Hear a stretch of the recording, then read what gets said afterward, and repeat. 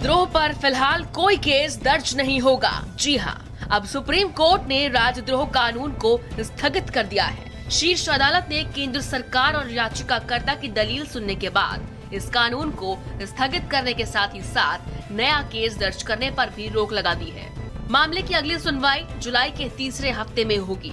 तब तक केंद्र सरकार को इस कानून पर पुनर्विचार करने को कहा गया है। कोर्ट ने कहा कि इस दौरान केंद्र सरकार राज्यों और केंद्र शासित प्रदेशों को दिशा निर्देश दे सकती है। अब आपको बताते हैं कि आखिर क्या है देशद्रोह या राजद्रोह कानून। राजद्रोह में 124A के तहत केस दर्ज होता है।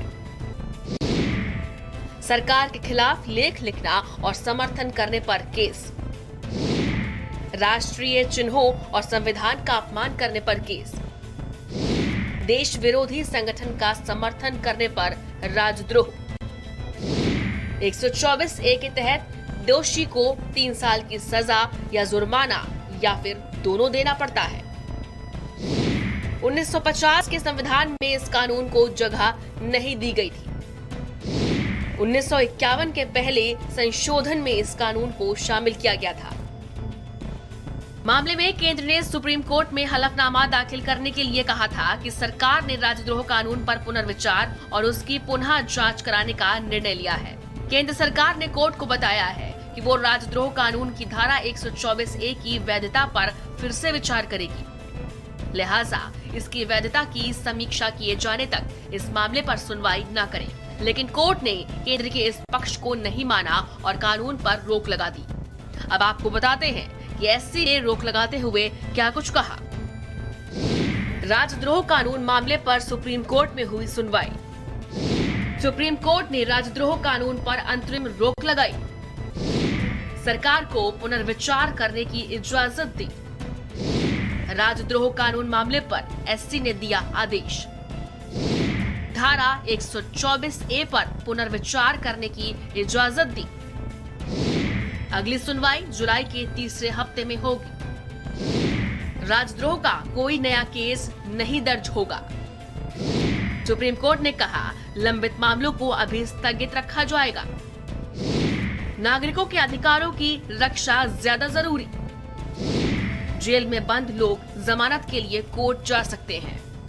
जनता की आवाज को ना कुचला जा सकता, ना उसका दम घोटा जा सकता, ना उसे दबाया जा सकता, क्योंकि राष्ट्र धर्म में सरकारों की आलोचना और शासकों को सच का आईना दिखाना हमारा धर्म है। We respect the court, we respect the independence of the court, but there are things which is called Lakshman Rekha.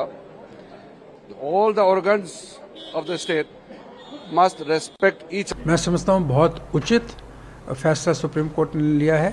Supreme court मानव अधिकारों का गारंटर है इस देश में, और मैं समझता हूँ कि देशवासियों की यही उपेक्षा थी सुप्रीम कोर्ट से। देखिए, फैसला बहुत ही अच्छा है।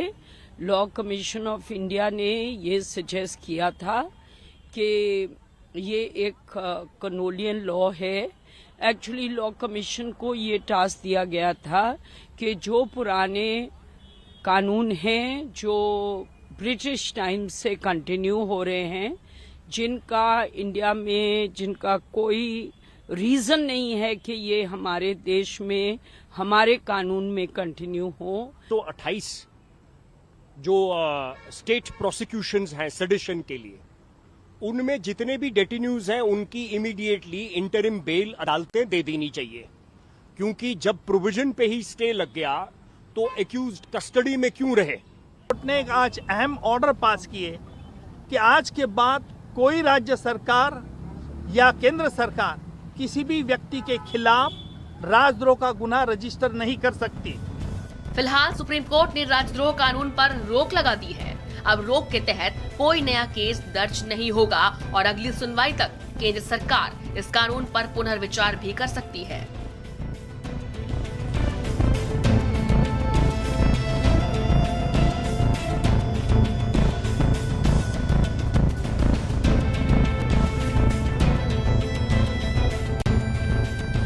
राजद्रोह कानून यानी धारा 124A के ऊपर सुप्रीम कोर्ट ने फिलहाल रोक लगा दी है। सुप्रीम कोर्ट ने केंद्र सरकार से कहा है कि जब तक केंद्र सरकार राजद्रोह कानून के ऊपर पुनर्विचार कर रहा है तब तक केंद्र और राज्य इस कानून के तहत कोई नया मुकदमा दर्ज नहीं करेंगे। सुप्रीम कोर्ट ने यह भी कहा है कि राजद्रोह कानून के तहत जिन लोगों के ऊपर मुकदमे चल रहे हैं, जो जेल में बंद हैं, वो जमानत पाने के हकदार होंगे और वो कोर्ट का रुख कर सकते हैं। सुप्रीम कोर्ट ने यह भी कहा है कि राजद्रोह कानून के तहत अगर किसी अदालत ने इस मामले में फैसला सुरक्षित रखा है तो वो अदालत फैसला नहीं सुनाएगी। कैमरा पर्सन राहुल के साथ अवैध उस्मानी, भारत समाचार, दिल्ली।